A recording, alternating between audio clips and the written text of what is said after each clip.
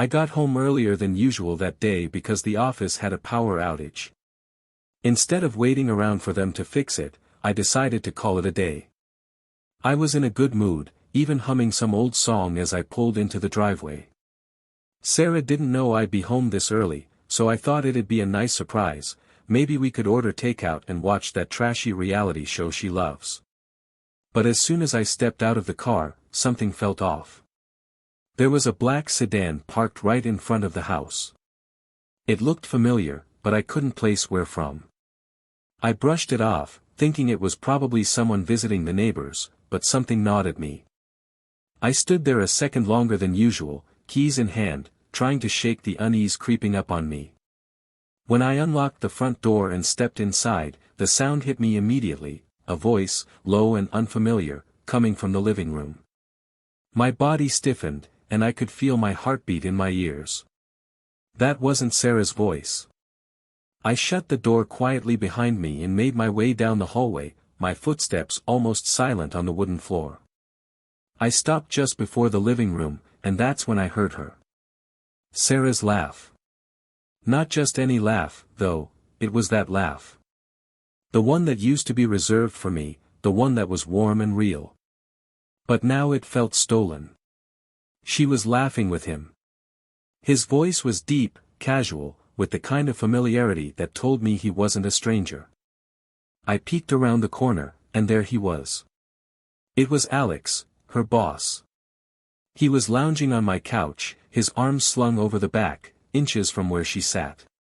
She had on that damn red dress, the one I used to love, the one I hadn't seen in months. She was leaning toward him, her face bright, flushed, and animated, her hand casually resting on his knee. I stood there, my entire body screaming for me to do something, anything. But I couldn't move. It was like I was stuck in place, paralyzed by disbelief. I should have barged in, demanded to know what was going on. Instead, I just watched as she leaned in closer, their eyes locked on each other like nothing else in the world mattered. It all made sense in that moment, all the late nights, the unexplained giggles over texts she wouldn't share. It was him, all along. I must have made some kind of noise, because suddenly Sarah looked up. Her eyes went wide for a split second, fear, maybe, but then something else flashed across her face. Annoyance. Like I was the one intruding. Alex sat up straighter, but he didn't look guilty. No, he had the audacity to look amused, like this was all some big joke. Ryan, Sarah snapped, her voice sharp, like I had interrupted her. She stood up too quickly, almost knocking over the wine glass on the table. My mouth was dry, and I barely managed to choke out the words, "What's going on here, Em?" Her eyes rolled, and she actually sighed, as if I was being ridiculous.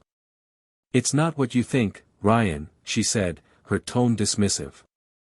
Meanwhile, Alex stayed silent, glancing at her like he was waiting for his cue. The arrogance on his face made my fists clench.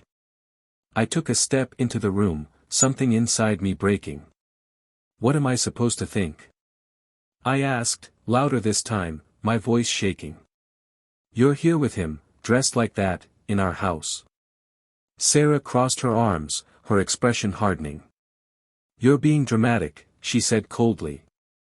Alex just came over to talk about work. I didn't expect you home so early. Her voice had this clipped, irritated edge to it, like I had ruined her plans. No apology, no real explanation, just indifference. I couldn't believe it. She didn't even care enough to lie convincingly.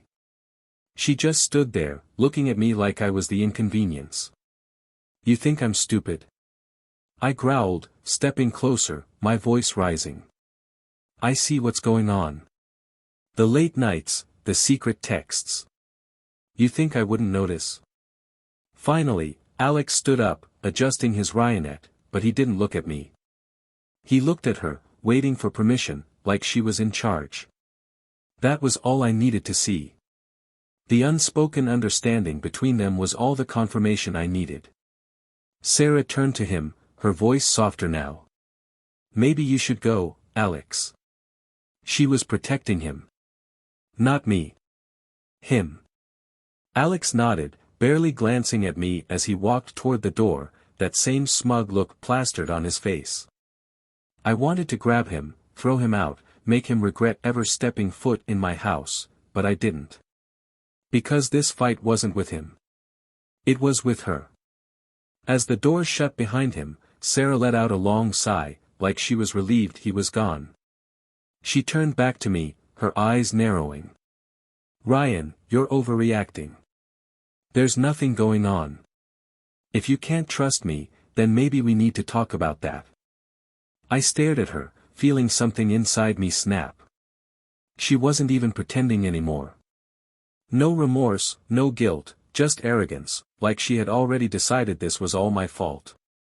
I wasn't looking at the woman I married. I was looking at a stranger.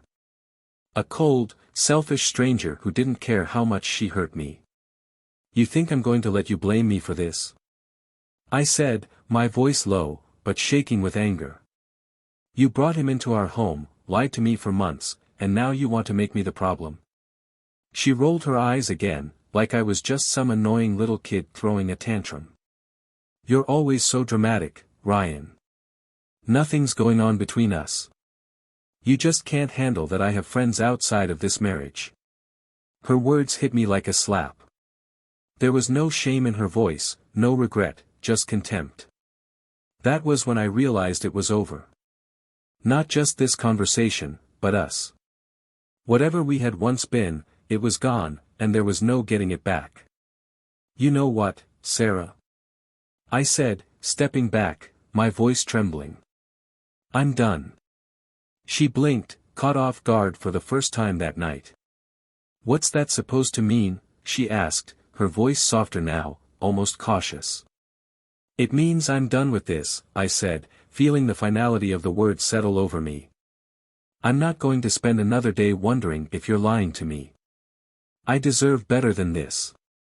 For a moment, I thought I saw something flicker in her eyes, fear, maybe, but it disappeared as quickly as it came. She just stood there, staring at me with that same cold, indifferent look. Fine, she said, her voice clipped. If that's what you want. I waited, hoping for something, anything, that might make me believe she still cared. But there was nothing.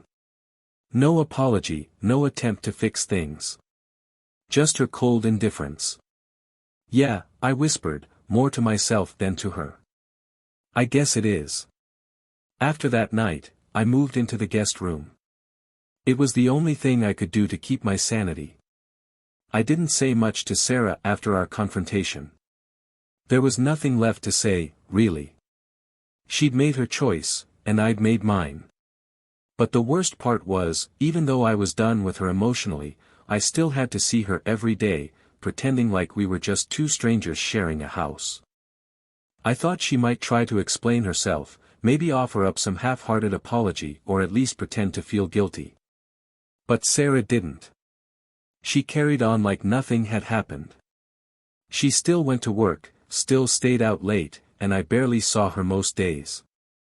When I did, she'd barely acknowledge me, like I was just a roommate she was tolerating. It was maddening. I'd come home from work, find her sitting at the kitchen table, scrolling through her phone like she didn't have a care in the world. She'd shoot me a quick glance, maybe offer a flat, hey, and then go right back to whatever she was doing. No remorse. No explanation. Just apathy. One night, about a week after the whole thing with Alex, I walked into the living room to find her on the couch. She had her feet propped up, a glass of wine in one hand, and her laptop balanced on her knees. She looked up when I entered, and for a moment, I thought maybe, just maybe, this would be the time she'd actually say something. Anything. But instead, she just gave me that same dismissive look and turned her attention back to her screen. Sarah, I said, my voice tense, trying to keep myself calm. We need to talk about this. She didn't even look up. Talk about what? I clenched my jaw, my frustration boiling over. About us. About what happened. She sighed, like I was exhausting her. She set her glass down and finally looked at me, but there was no warmth in her eyes, just irritation. "Ryan, I told you. There's nothing to talk about. You're making a big deal out of nothing." I couldn't believe her. After everything, she was still going to stand there and pretend like none of it mattered? Like I was just being irrational? I stepped closer, trying to keep my voice steady. "I saw you, Sarah. I heard you. Do you really think I'm going to believe that nothing's going on with you and Alex?" Her expression didn't change. She didn't flinch, didn't look away. "Alex is a friend," she said, her voice flat. "I don't know what you think you saw, but it wasn't what you're making it out to be." There it was again, that same cold detachment, the same refusal to acknowledge what she had done. It was like she had rehearsed this response, over and over again, until she convinced herself it was true. But I wasn't falling for it. "You expect me to believe that?" I snapped, unable to keep the anger out of my voice. "After all the lies, after all the late nights, you want me to just accept that nothing's going on?" She sighed again, picking up her glass of wine and taking a slow sip before answering. "Ryan, I've told you 100 times, you're paranoid. You need to stop overthinking everything. Maybe if you didn't spend so much time obsessing over what I'm doing, you'd realize that this is all in your head." I felt something inside me crack. There she was, twisting everything around, making me the problem. Like I was the one who had been sneaking around, like I was the one who had ruined us. I couldn't take it anymore. "Is that really what you think?" I asked quietly, my voice shaking with frustration. "That this is my fault?" She rolled her eyes, clearly done with the conversation. "I think you need to relax," she said, her tone condescending. "You're making yourself miserable for no reason." That was it. I couldn't hold back any longer. "No reason?" I exploded, my voice rising. "You've been lying to me for months, sneaking around with him, and you expect me to just sit back and relax? Do you even hear yourself, Sarah?" She didn't flinch, didn't react. She just stared at me, her face completely blank. "I'm not doing this with you," she said, her voice cold. "If you're not going to trust me, then that's your problem. But I'm not going to keep defending myself when I've done nothing wrong." The words hit me like a slap. She wasn't going to defend herself anymore. She wasn't going to fight for this. For us. It was like she had already moved on, like I was just an inconvenience standing in the way of her new life. I stood there, staring at her, trying to find some trace of the woman I had married. But she was gone. Whatever was left of Sarah had disappeared, replaced by this cold, indifferent stranger who didn't care if she tore me apart. I couldn't do it anymore. "I'm done," I said, my voice barely above a whisper. She looked at me, raising an eyebrow.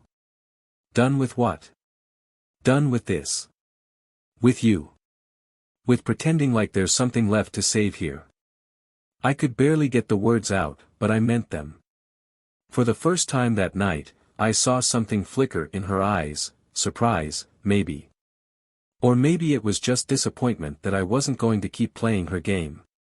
Either way, she didn't try to stop me. She just sat there, watching me, like this was all part of her plan. "Fine," she said, shrugging. "If that's what you want." It wasn't what I wanted. But it was what I needed. I turned and walked out of the room, my heart pounding in my chest, knowing that this was it. There was no going back now. The days after that conversation were tense. I slept in the guest room while Sarah continued on like nothing had changed. I would leave for work before she got up, and by the time I came home, she was either out with friends or locked in our bedroom, glued to her phone. We didn't talk. We didn't argue. It was like we were ghosts haunting the same house, silently drifting past each other. One evening, about a week later, I decided I'd had enough of the silence. We couldn't keep avoiding the elephant in the room forever. Something had to give, and I wasn't going to let her keep dragging me through this mess without answers. I walked into the kitchen, where she was sitting with a glass of wine, scrolling through her phone. She barely looked up when I entered. That same dismissive attitude, the one that had been slowly driving me insane. I stood there for a moment, just watching her, trying to find the right words. But all I felt was frustration and exhaustion. "Sarah," I said, my voice steady, though I could feel the tension building in my chest. "We need to talk." She didn't look up, didn't even acknowledge me at first. She just took another sip of her wine, her eyes still glued to the screen. "About what?" she asked, her voice dripping with boredom. "About what's happening," I said, moving closer. "About where we stand. You can't keep acting like this is normal." Finally, she put down her phone and gave me that cold, detached stare she'd perfected over the past few months. "What do you want me to say, Ryan?" she asked, her tone laced with irritation. "We already talked about this. There's nothing to say." "Nothing to say?" I repeated, incredulous. "You're serious? You think you can just ignore everything that's been going on and pretend like it doesn't matter?" She rolled her eyes, clearly done with the conversation before it had even started.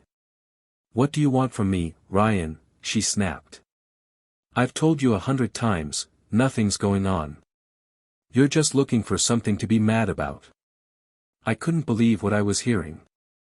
She was still playing the same game, still twisting everything around to make it look like I was the one losing my mind. "You expect me to believe that?" I asked, my voice rising despite my efforts to stay calm. "After all the nights you've been out late, the texts you hide, Alex." Her eyes flashed with anger at his name, but she quickly regained control, shrugging like it didn't matter. "I told you before," she said, her voice low and cold, "Alex is just a friend. If you're too insecure to handle that, then maybe you're the one who needs to figure things out." I felt my fists clench at my sides, trying to keep the anger from boiling over. This wasn't about insecurity. This was about respect, something she clearly had none of left for me. "This isn't about insecurity," I said through gritted teeth. "This is about you lying to me. You've been lying for months, and you know it." She stood up suddenly, her chair scraping against the floor. "I'm not going to do this again," she snapped, her voice sharp. "If you don't trust me, then that's your problem. But I'm not going to stand here and be accused of something I didn't do." She grabbed her phone and started to walk out of the kitchen, but I stepped in front of her, blocking her way. "No, we're not done," I said firmly. "You can't keep running away every time I ask you what's going on. You owe me the truth." She stopped, her eyes narrowing. "I don't owe you anything, Ryan," she said, her voice venomous.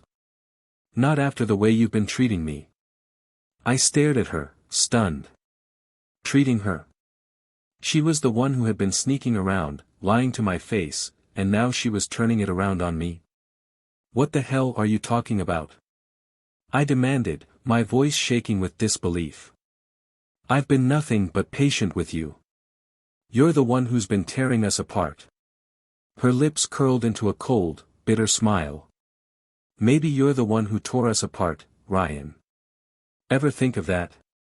I stood there, my mind reeling. She wasn't just deflecting anymore, she was rewriting history. Making it seem like this was all my fault, like I had pushed her into whatever mess she was caught up in. I couldn't believe it. "You really think that, don't you?" I asked quietly, my voice filled with disbelief. "You really think I'm the one who ruined us?" She didn't answer. She just stared at me, her eyes cold, indifferent, like she was already done with the conversation, with me, with us. That's when it hit me. She didn't care. She wasn't interested in fixing this, in fixing us. I had been holding on to the hope that maybe, just maybe, we could find our way back. But the woman standing in front of me wasn't interested in any of that. She was done. And I realized, in that moment, so was I. "I can't do this anymore," I said, my voice barely above a whisper. "I'm not going to keep fighting for something that's already dead." Sarah didn't flinch. She didn't try to argue or stop me. She just stood there, watching me with those same cold, distant eyes. "Then don't," she said flatly. I stood there for a second, waiting for something, anything, that might make me feel like this was the wrong decision. But there was nothing. Just the cold silence between us, the final nail in the coffin of whatever we once had. "Fine," I said, my voice breaking. "It's over." She didn't say a word. She just turned and walked away, leaving me standing there, staring at the empty space where she had been. The day after I said it was over, something in me shifted. It was like the fog that had been clouding my mind for months had finally lifted. I wasn't second-guessing myself anymore. I wasn't waiting for Sarah to explain herself, to offer up some excuse or apology. I knew, deep down, that she never would. And the more I accepted that, the more I realized I needed to move forward, for my own sanity. The house felt emptier, but in a way, that was a relief. There wasn't any more tension in the air, no more waiting for the next fight, the next lie. I stopped sleeping in the guest room and moved back into the master bedroom. It felt like reclaiming a part of myself, a part of my life that I had let slip away while I was too busy fighting for something that had already been lost. Sarah didn't say much after our conversation. She spent more and more time away from the house, coming back late at night, barely acknowledging me. The mornings were quiet, she'd be gone before I even got up, and I'd come home to an empty house most nights. It was like she was slowly disappearing from my life, and honestly, I was okay with that. Every day, I felt a little more free, like I was shaking off the weight of the past few months. But as much as I was ready to let her go, there was one thing I couldn't ignore: Alex. That smug bastard had been part of this from the start, and I knew that if I didn't confront him, the anger boiling inside me would never go away. I couldn't let him walk away without facing me, without facing the damage he'd done to my life. One afternoon, I decided to take matters into my own hands. I knew where Alex worked. Hell, Sarah had made sure I knew all about her work dinners with him. I drove to his office, gripping the steering wheel so tight my knuckles turned white. I didn't have a plan, but I knew I wasn't leaving until I'd said my piece. I walked into the lobby of his building, my heart pounding in my chest. The receptionist greeted me with a forced smile, asking if I had an appointment. I gave her Alex's name, and she hesitated for a moment, probably sensing the tension rolling off me. "I'm here to see Alex Thompson," I said, my voice steady but firm. She gave me a polite nod and picked up the phone, calling up to his office. A few moments later, she put the receiver down and smiled at me. "He'll be right down."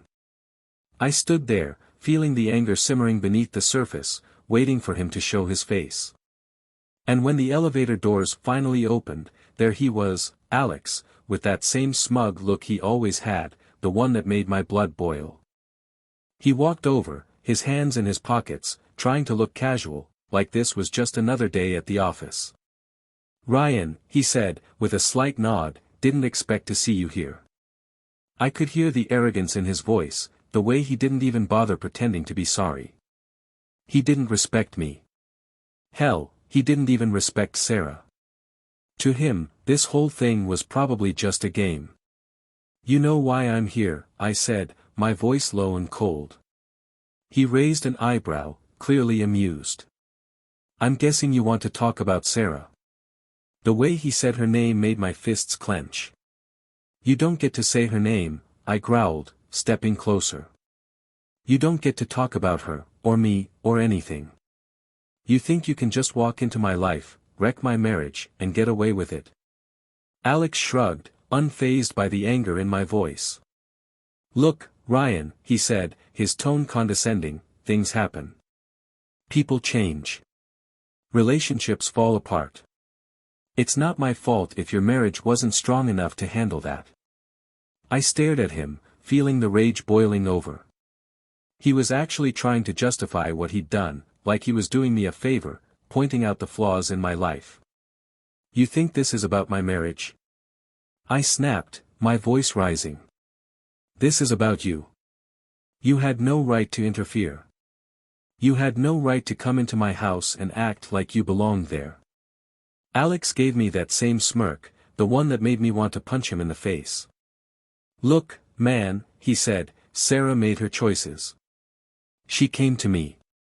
You're just mad because you couldn't keep her. His words hit me like a punch to the gut, but I wasn't going to let him see that. I wasn't going to give him the satisfaction of knowing he'd gotten under my skin. I took a step closer, my voice steady but sharp. You think you've won something here? I asked, my eyes locked on his. You think this is a game? Trust me, Alex, you're not the first guy she's done this with. And you sure as hell won't be the last. For a moment, I saw something flicker across his face, uncertainty, maybe even fear. But then the smirk returned, and he shrugged again. We'll see, he said, his voice dripping with arrogance. I stared at him, knowing there was no point in arguing.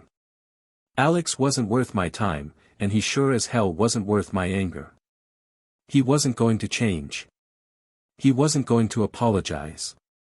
He was a selfish, arrogant bastard who thought he could do whatever he wanted without consequences. Enjoy it while it lasts, I said, turning to leave. Because when she gets bored of you, she'll move on to the next guy. And you'll be nothing but a footnote in her life. I didn't wait for his response. I walked out of that office, my heart still pounding, but for the first time in months, I felt like I had taken back control. I had said what I needed to say, and now, it was done. On the drive home, I realized that I didn't need to fight anymore. Not for Sarah, not for my pride, and certainly not for Alex's respect. I was done with all of them. They could have each other, and whatever twisted version of happiness they thought they'd found. As I pulled into the driveway, the house felt different. It wasn't just a place full of memories anymore. It was mine, and I was finally ready to start living without the weight of Sarah's betrayal dragging me down. After confronting Alex, I felt a strange sense of peace settle over me, like I had finally let go of the weight I'd been carrying for months. It wasn't just about Sarah anymore.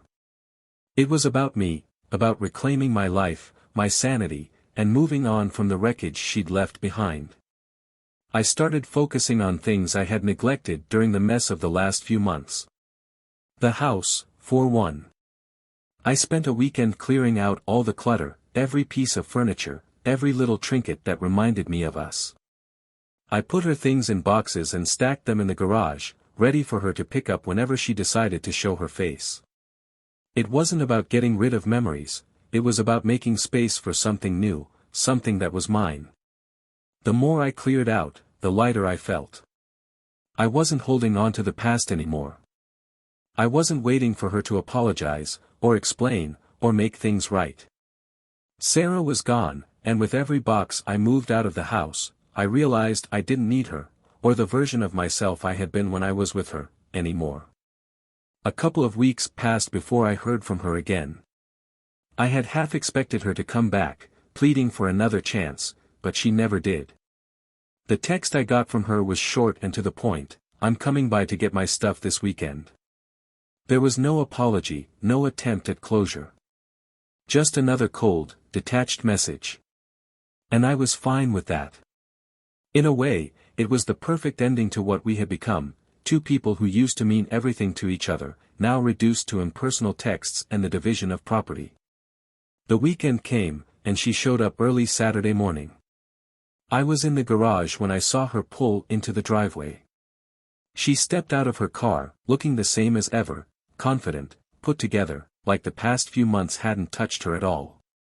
It was strange, seeing her in person after everything that had happened. For a split second, I felt that old familiar pull, the part of me that used to love her, the part that wanted to fix things. But that part of me was quieter now, almost silent. She walked over to the garage, her eyes sweeping over the boxes I had packed for her. She didn't say anything at first, just stood there, looking at the remnants of her old life, the life we had built together. For a moment, I thought maybe she'd say something, some acknowledgement of what we'd lost.